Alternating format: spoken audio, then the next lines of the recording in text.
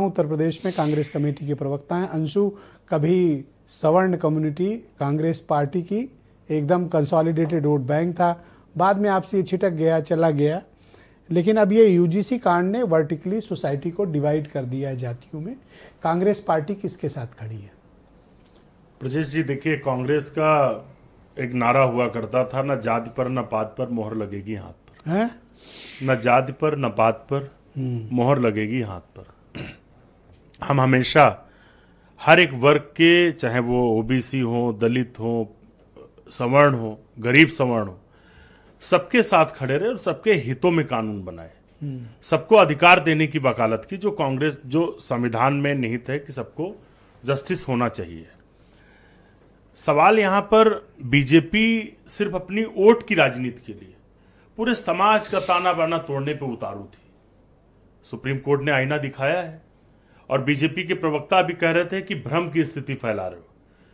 आप किसानों के लिए जो 3 काले कानून लाए थे, तब भी आप यही कह रहे थे कि भ्रम फैला रहे हो, और आपने कानून वापस लिए, प्रधानमंत्री ने माफी मांगी, लेकिन 700 किसानों की जान चली गई, आप उनका मुआवजा नहीं दे पाए।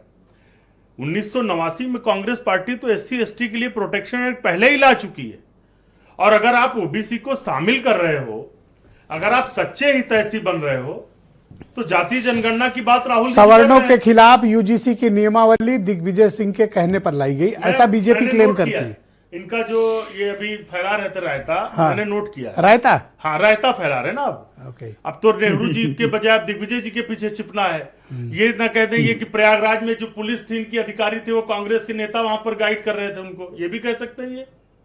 तो हाँ, ये कह सकते हैं। एक बात है, कांग्रेसियों में आज भी ऐसी हनक और चमक है कि वो अभी भी लगता है कि सत्ता ही में है कांग्रेस। नहीं, एकदम हम बता रहे हैं, ये बात तो मैं मानता हूं, ब्रजेश जी, बने ठने अप टू डेट। नहीं, एक मिनट रत्नाकर भाई रुक जाइए।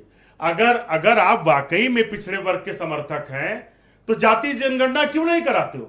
राहुल गांधी जी तो लगातार मांग कर रहे हैं। तो बताइए, सवर्ण किसके साथ? कांग्रेस पार्टी मांग कर रही है। सर मुद्दे पे आओ, सवर्ण किसके साथ है? अभी तो बीजेपी के साथ है। क्या कहा कि सवर्ण, पंडित ठाकुर बनिया भूमियार कायस्थ किसको वोट देगा? ना आपको कहां देगा? ब्रजेश जी, सवर्ण न्याय के साथ है, न्याय के साथ है, और अगर आप उनके साथ इस बिल में अन्याय कर रहे थे, इसलिए सड़क पर प्रदर्शन 8 दिन में भारतीय जनता पार्टी को समझ में आ गया। कहां समझ में आ गया? तो कोर्ट में, अगर इनको समझ में आया तो ये वापिस लेते ना, इन्होंने वापिस थोड़ी लिया है। सुनिए, अभी इनको आएगा समझ में, इनके नेता जब गांव में घुस नहीं पाएंगे तब। और ये आप समझिए कि ये आप समाज को तोड़ रहे हैं, और इससे कोई ओबीसी भी नहीं खुश है। गांव घुसने से कौन रोक लेगा? कांग्रेस पार्टी के पास बूथ में तो वर्कर नहीं है, आप कहां रोक लोगे? वर्कर नहीं है तो 2024 में देखिए ना, सुपड़ा साफ हो गया इनका, कहां रह गए ये? और अगर जनता को 2 चरण तक ब्रजेश जी पहले पता चल जाता, तो हमारी 70 सीटें होती इंडिया गठबंधन की। बहुत शुक्रिया आपको।